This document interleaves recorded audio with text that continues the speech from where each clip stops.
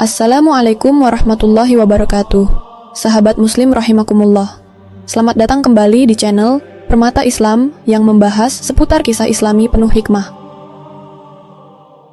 Bayangkan, di tengah hiruk-pikuk kehidupan manusia menjelang akhir zaman, pasar-pasar tetap dipenuhi para pedagang, anak-anak masih bermain di jalanan. Kaum muslimin tetap memenuhi masjid untuk menunaikan sholat. Manusia sibuk mengejar rezeki, membangun keluarga, dan menjalani kehidupan sebagaimana biasanya. Di tengah jutaan manusia itu, mungkin ada seorang lelaki yang berjalan tanpa menarik perhatian siapapun. Ia berbincang dengan tetangganya, membantu orang yang membutuhkan, menjalankan kewajiban sebagai seorang muslim. Tidak ada yang mengawalnya, tidak ada istana yang menaunginya, tidak ada pasukan yang mengiringi setiap langkahnya. Tidak ada pula orang yang berdiri menghormatinya ketika ia melintas. Bahkan, belum ada seorang pun yang memanggilnya dengan sebutan Imam Mahdi. Namun di sisi Allah Subhanahu wa Ta'ala, nama lelaki itu telah diketahui.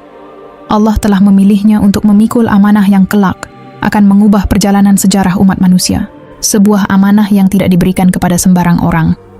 Sebuah kepemimpinan yang akan hadir ketika bumi dipenuhi berbagai bentuk kezaliman, perselisihan, dan kekacauan. Akan tetapi, semua itu masih menjadi rahasia Allah. Tidak ada manusia yang mengetahuinya. Tidak ada seorang pun yang mampu menebaknya. Lalu muncul sebuah pertanyaan yang sangat menarik.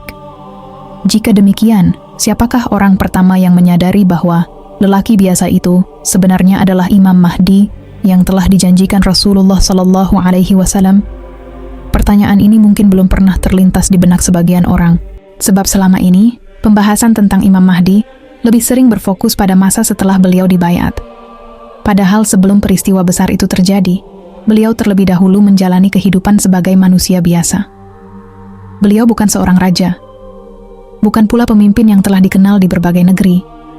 Hadis-hadis sahih justru memberikan gambaran bahwa Imam Mahdi tidak tampil sebagai seseorang yang mengejar kekuasaan atau membangun pengaruh untuk mengangkat dirinya sendiri. Dalam salah satu riwayat disebutkan bahwa ketika orang-orang datang untuk membayat beliau, Imam Mahdi tidak serta-merta menerima kedudukan tersebut dengan penuh ambisi. Bahkan para ulama menjelaskan bahwa beliau menunjukkan sikap enggan terhadap kepemimpinan itu hingga akhirnya baiat tetap berlangsung sesuai dengan ketetapan Allah. Sikap seperti ini sangat berbeda dengan gambaran banyak pemimpin dunia yang berusaha mencari dukungan, membangun pengaruh, atau bahkan memperebutkan kekuasaan. Imam Mahdi tidak dikenal karena kampanye. Tidak pula karena mengangkat dirinya sebagai tokoh yang dijanjikan. Beliau justru hidup dalam keadaan yang tidak menarik perhatian manusia. Disinilah kita dapat melihat sebuah pola yang berulang dalam sejarah para hamba pilihan Allah. Seringkali, Allah tidak langsung menampakkan kemuliaan seseorang kepada manusia. Sebaliknya, Allah membiarkan mereka menjalani kehidupan yang tampak biasa hingga waktu yang telah Dia tetapkan benar-benar tiba. Pola ini bukan hanya terjadi pada Imam Mahdi. Jauh sebelum itu, Allah telah memperlihatkannya melalui kehidupan para nabi. Salah satu contoh yang sangat jelas adalah kisah Nabi Musa alaihi salam. Ketika Nabi Musa masih bayi, Fir'aun memerintahkan agar setiap bayi laki-laki dari Bani Israel dibunuh karena takut kekuasaannya akan runtuh. Namun justru dengan kehendak Allah, bayi yang paling ditakuti itu diselamatkan dan dihanyutkan di atas sungai Nil. Yang lebih menakjubkan lagi, bayi tersebut kemudian dipungut dan dibesarkan di dalam istana Fir'aun sendiri. Tidak ada seorang pun di istana itu yang mengetahui bahwa bayi kecil tersebut kelak akan menjadi nabi yang menghancurkan kesombongan penguasa terbesar pada zamannya. Fir'aun melihatnya hanya sebagai seorang anak. Para pengawal melihatnya hanya sebagai penghuni istana. Masyarakat Mesir pun tidak pernah membayangkan bahwa anak yang tumbuh di tengah kemewahan kerajaan itu suatu hari akan berdiri membawa wahyu dari Allah. Kemuliaan Nabi Musa tidak langsung diperlihatkan kepada manusia. Allah menyimpannya hingga saat yang paling tepat. Ketika waktunya tiba, barulah Allah mengutus beliau dengan membawa mukjizat dan risalah. Pola inilah yang berulang dalam begitu banyak kisah di dalam Al-Quran.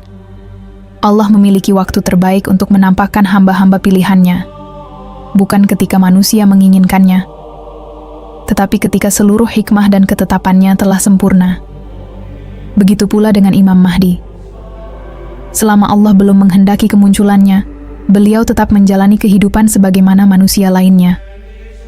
Beliau tidak dikenali sebagai pemimpin besar, tidak diperlakukan secara istimewa, tidak pula dikelilingi oleh orang-orang yang mengetahui masa depannya. Semua berlangsung dengan sangat biasa, dan justru di balik kehidupan yang tampak biasa itulah, Allah sedang mempersiapkan sebuah peristiwa yang kelak akan menjadi salah satu tanda terbesar menjelang akhir zaman. Namun, ketika waktu yang Allah tetapkan semakin dekat, ada sekelompok orang yang mulai mencari sosok yang telah lama dijanjikan Rasulullah Shallallahu Alaihi Wasallam. Pencarian itu bukanlah seperti seseorang yang sedang mencari seorang raja. Mereka tidak membawa lukisan wajah Imam Mahdi, tidak pula mengetahui dengan pasti bagaimana rupa beliau secara keseluruhan. Mereka juga tidak mengenali beliau karena pernah bertemu sebelumnya. Lalu, apa yang membuat mereka begitu yakin bahwa lelaki yang mereka cari benar-benar adalah Imam Mahdi? Jawabannya bukanlah karena firasat, bukan pula karena bisikan-bisikan yang tidak memiliki dasar. Mereka datang karena berpegang kepada petunjuk yang telah diwariskan Rasulullah Sallallahu Alaihi Wasallam.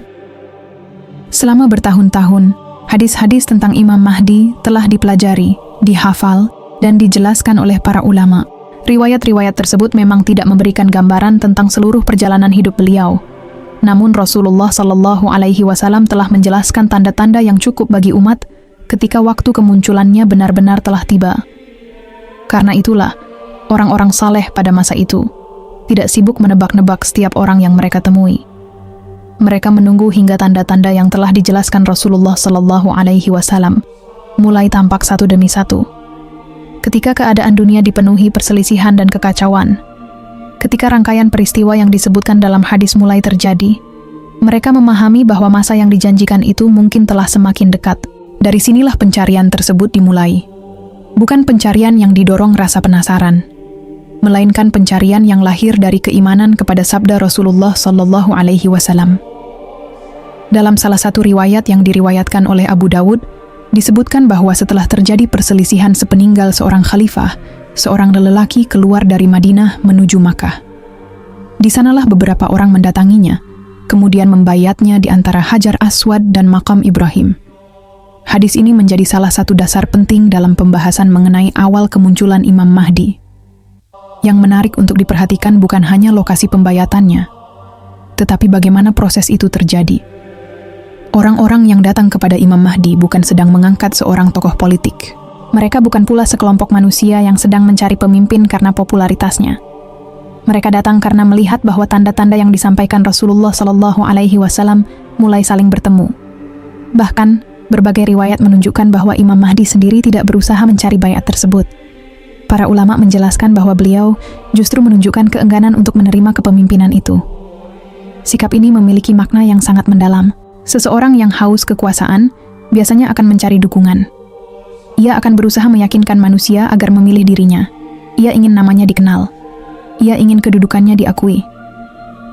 Namun gambaran tentang Imam Mahdi justru berkebalikan dengan semua itu.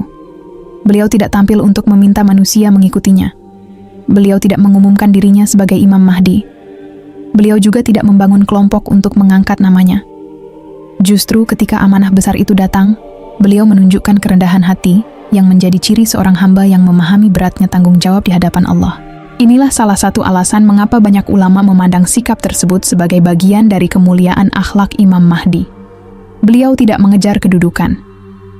Beliau menerima amanah karena Allah telah menetapkannya, bukan karena ambisi pribadi. Dari sini kita dapat memahami sesuatu yang sangat penting. Orang-orang yang pertama kali percaya kepada Imam Mahdi bukanlah orang-orang yang mudah terpengaruh oleh emosi. Mereka juga bukan orang-orang yang mengikuti seseorang hanya karena karisma atau penampilannya. Kepercayaan mereka dibangun di atas ilmu. Mereka mencocokkan peristiwa yang sedang terjadi dengan petunjuk yang telah disampaikan Rasulullah Sallallahu Alaihi Wasallam. Mereka berhati-hati. Mereka tidak tergesa-gesa.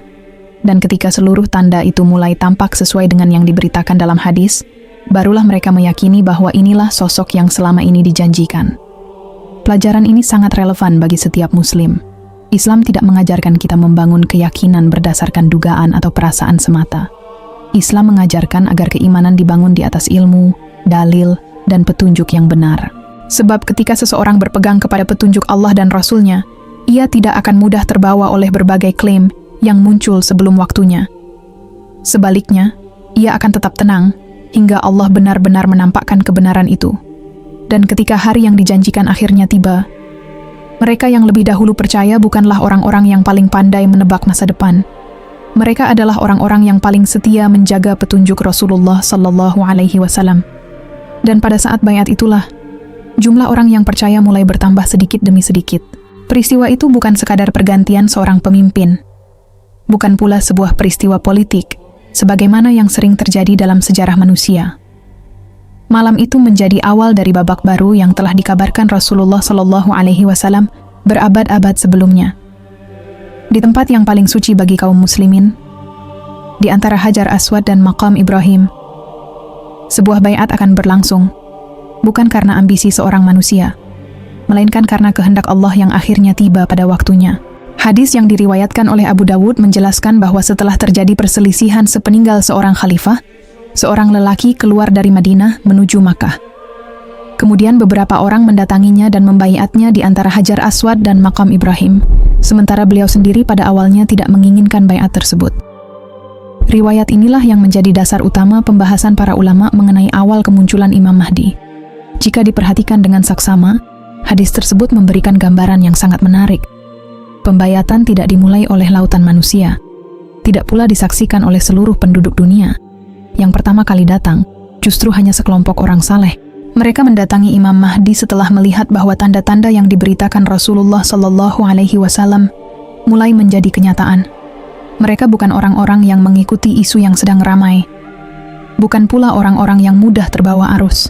Mereka adalah orang-orang yang menjaga ilmu, memahami hadis, dan berusaha mencocokkan setiap peristiwa dengan petunjuk Rasulullah Sallallahu Alaihi Wasallam. Siapakah mereka sebenarnya?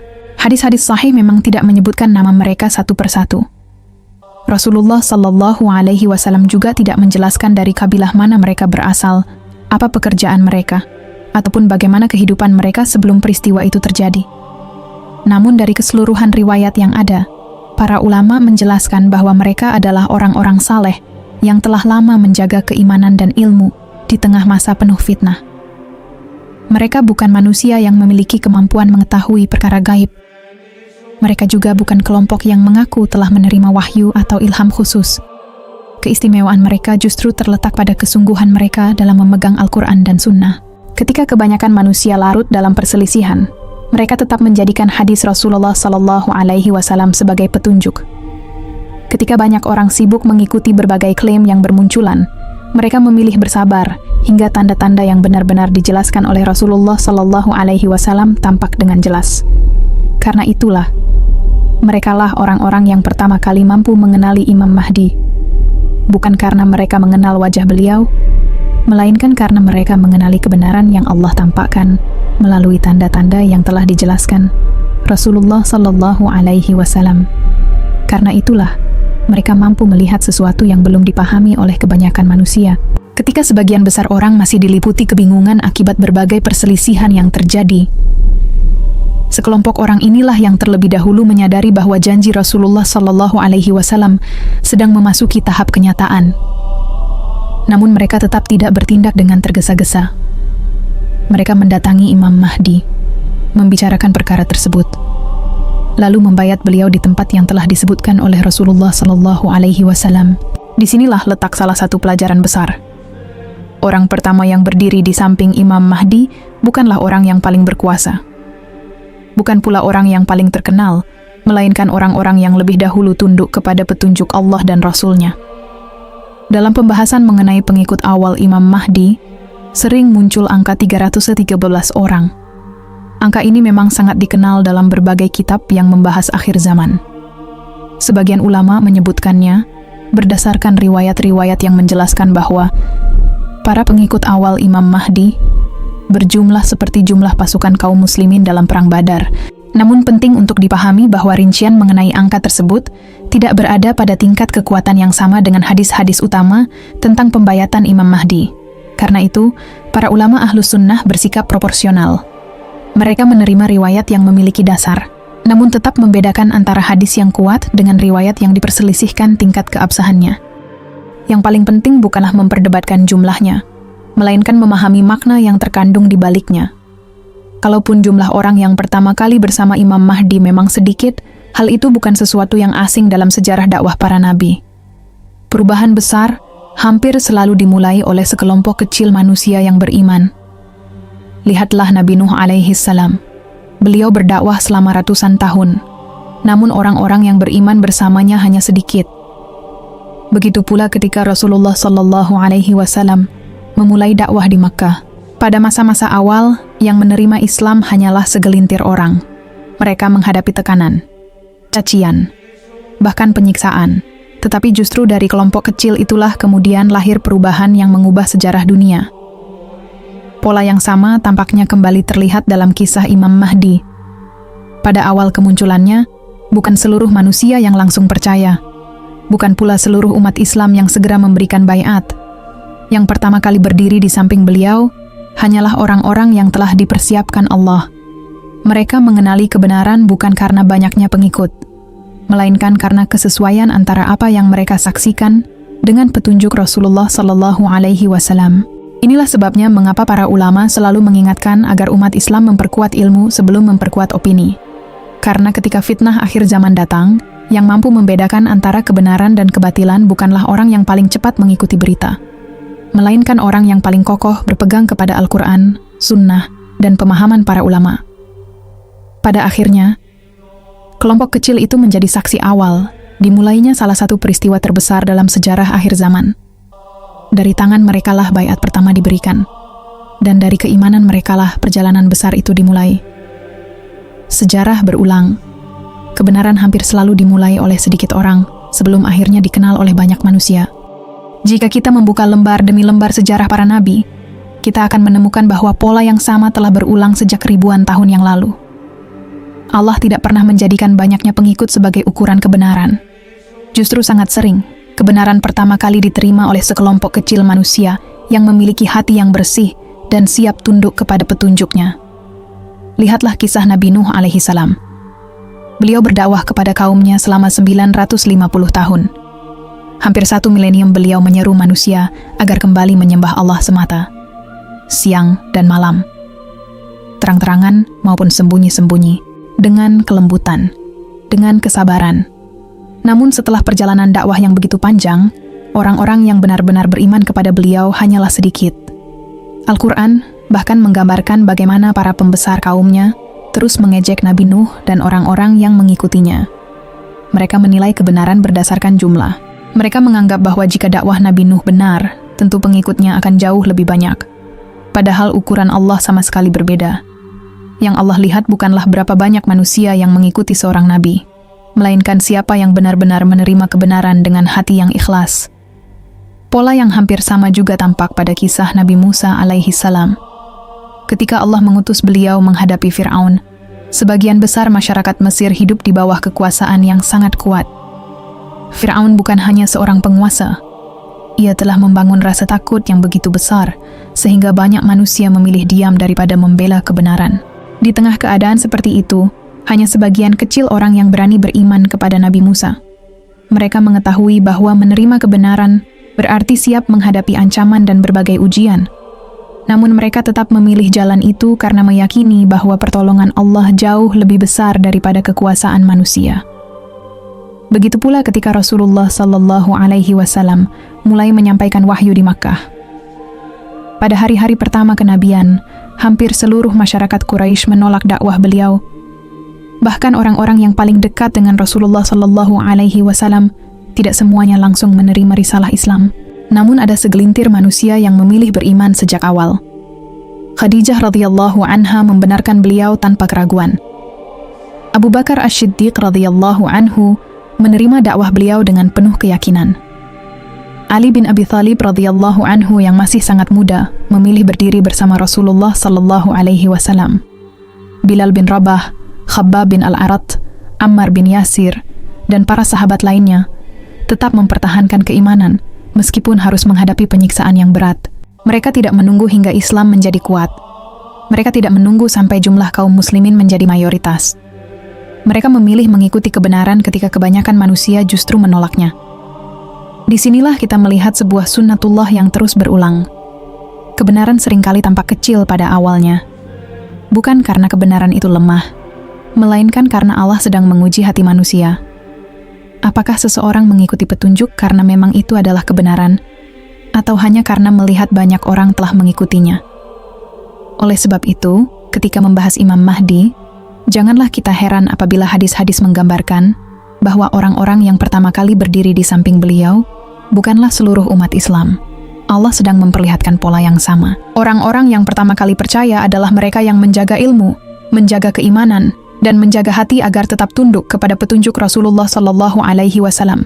Bukan mereka yang paling cepat mengikuti kabar, bukan pula mereka yang sekadar terbawa oleh suasana. Allah Subhanahu wa Ta'ala berfirman dalam potongan ayat, "Dan sedikit sekali dari hamba-hambaku yang bersyukur." Quran Surat Saba ayat 13. Ayat ini bukan hanya berbicara tentang rasa syukur. Ia juga mengingatkan bahwa orang-orang yang benar-benar menjaga hubungan dengan Allah seringkali tidak menjadi kelompok yang terbesar. Sejak dahulu, Allah telah menunjukkan bahwa kualitas iman tidak pernah ditentukan oleh jumlah manusia. Karena itulah, pembahasan mengenai Imam Mahdi seharusnya tidak membuat kita sibuk bertanya, apakah aku akan hidup pada zamannya? Atau, apakah aku akan menjadi bagian dari orang-orang yang pertama membayat beliau? Pertanyaan yang jauh lebih penting adalah, apakah hati kita sedang dipersiapkan untuk menerima kebenaran, kapanpun Allah menghadirkannya? Sebab ujian itu sesungguhnya tidak hanya terjadi pada akhir zaman. Setiap hari Allah menguji manusia dengan pilihan yang sama. Ketika kebenaran datang, apakah kita menerimanya karena ia sesuai dengan petunjuk Allah? Ataukah kita baru mau mengikutinya setelah melihat banyak orang berada di belakangnya? Inilah pelajaran yang paling besar dari kisah orang-orang pertama yang percaya kepada Imam Mahdi. Mereka bukan manusia yang memiliki kemampuan mengetahui perkara gaib. Mereka hanyalah orang-orang yang memegang teguh petunjuk Rasulullah Sallallahu Alaihi Wasallam, lalu diberi taufik oleh Allah untuk mengenali kebenaran ketika waktunya benar-benar tiba. Mungkin kita tidak pernah hidup pada masa kemunculan Imam Mahdi. Mungkin pula kita tidak pernah menjadi orang yang berdiri di samping beliau saat pembayatan berlangsung. Namun setiap hari, Allah tetap menguji kita dengan pilihan yang sama. Apakah kita akan mengikuti kebenaran ketika kebenaran itu datang, meskipun hanya sedikit orang yang mempercayainya?